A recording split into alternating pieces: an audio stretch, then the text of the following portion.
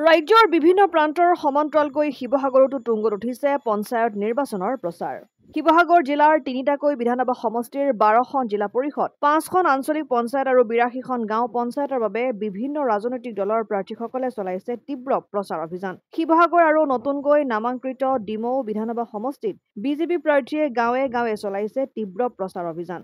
উন্নয়নৰ খতিয়ান লৈ ৰাইজৰ কাষচপা বিজেপি দলৰ প্ৰাৰ্থীসকলে ডিমৌ বিধানসভা সমষ্টিৰ অন্তৰ্গত খেলুৱা জিলা পৰিষদ আৰু ৪৯ নং নগৰ মহল পঞ্চায়তত নিৰ্বাচনী প্ৰচাৰ অভিযানত ডিমৌ সমষ্টিৰ বিধায়ক সুশান্ত বুঢ়াগোহাঁইক লগত লৈ পঞ্চায়তে পাতিছে নিৰ্বাচনী সভা।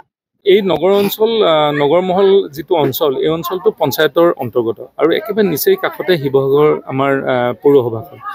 পৌৰসভাৰ যিহেতু এলেকা নহয় সেইকাৰণে ইয়াতে বহুখিনি সমস্যা আছে আৰু গোটেই সমস্যাখিনি পঞ্চায়তৰ যোগেদি সমাধান কৰাটো একেবাৰে সম্ভৱ নহয়, কাৰণ ইয়াত যিবিলাক নলা বনাব লাগিব এই নলাবিলাকৰ পানী নিষ্কাশনৰ কাৰণে বহুখিনি আমি পৰিকল্পনা হাতত ল'ব লাগিব আৰু যিখিনি পৰিকল্পনা আমি ভৱিষ্যতে হাতত ল'ম। ইতিমধ্যে যোৱা লোকসভাৰ সময়ত আমাৰ অঞ্চললৈ মাননীয় বান নিয়ন্ত্ৰণ মন্ত্ৰী পীযুষ হাজৰিকা আহিছিলে। অলপ আগতে মই বহি থাকোঁতে আমাৰ এই মথাউৰিটোৰ বিষয়ে কওঁতে তেওঁ চাই মেলে ক'লে যে ৱৰ্ল্ড বেংকৰ ADB-ত আমাৰ এটা ডাঙৰ প্ৰজেক্ট লৈছে য'ত আমাৰ এই মথাউৰিটো অন্তৰ্ভুক্ত হৈছে আৰু আমি আশা কৰিছোঁ অহা নৱেম্বৰৰ ভিতৰত এই কামখিনি আৰম্ভ হ'ব। ইয়াৰ উপৰিও আমাৰ এই অঞ্চলত দৰবাৰ ফিল্ড বুলি ক'লে আমি সকলোৱে জানো ইতিহাস প্ৰসিদ্ধ এটা অঞ্চল আৰু দৰবাৰ ফিল্ডক অসমত সকলোৱে চিনি পায়। এতিয়াও দৰবাৰ ফিল্ডখনৰ কোনো ধৰণৰ তেনেকুৱা খেলাৰ যদিও পৰিৱেশ আছে, ক্লাবে যেনে তেনে এই পৰিৱেশটো ধৰি ৰাখিছে। আমি চৰকাৰীভাৱে তেনেধৰণে কৰিব পৰা নাই। ইতিমধ্যে ডিমৌত এখন সুন্দৰ ষ্টেডিয়াম এখন নিৰ্মাণ হৈ গৈছে আৰু ডিমৌত প্ৰায় আৰু 10 কোটি টকা দ্বিতীয় ফেজৰে হ'ব। মই ভাবিছোঁ যে দৰবাৰ ফিল্ডখনো আমি তেনেধৰণে এখন সুন্দৰ এখন খেলা উপযোগী দি আমি কৰিব পাৰিম আৰু তাৰ উপৰিও আমাৰ এখন ইঞ্জিনিয়াৰিং কলেজৰ বহুত দিনৰ পৰা এটা প্ৰয়োজন হৈ আছিলে শিৱসাগৰত। আপোনালোকে জানে যে উচ্চ শিক্ষাৰ কোনো অনুষ্ঠান নাছিলে।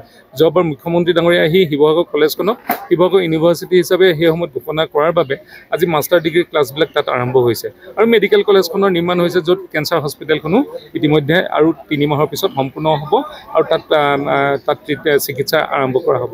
এই যিবিলাক পৰিকল্পনা কৰা হৈছে বা সম্পূৰ্ণ হ'বলৈ গৈ আছে এই গোটেইবিলাকৰ অন্তৰ্গত আমি নগৰ মহলটো আমি আগুৱাই নিয়াৰ কাৰণে চেষ্টা হাতত ল'ম আৰু আমি ভাবিছোঁ যে এইবাৰ আৱেগিকভাৱে নহয়, এইবাৰ উন্নয়নৰ দিশত ৰাইজে ভোটদান কৰিব আৰু আমি সকলো ধৰ্ম মিলি আমি এই অঞ্চলৰ যিটো আমি আমাৰ নিজৰ ভিতৰত যিটো একাত্মকভাৱে আমি বসবাস কৰিছোঁ সেই পৰিৱেশৰ যোগেদি আমি অঞ্চলবিলাকৰ উন্নয়নো কৰিম আৰু সমাজখনো শক্তিশালী আৰু টনকিয়াল কৰিম।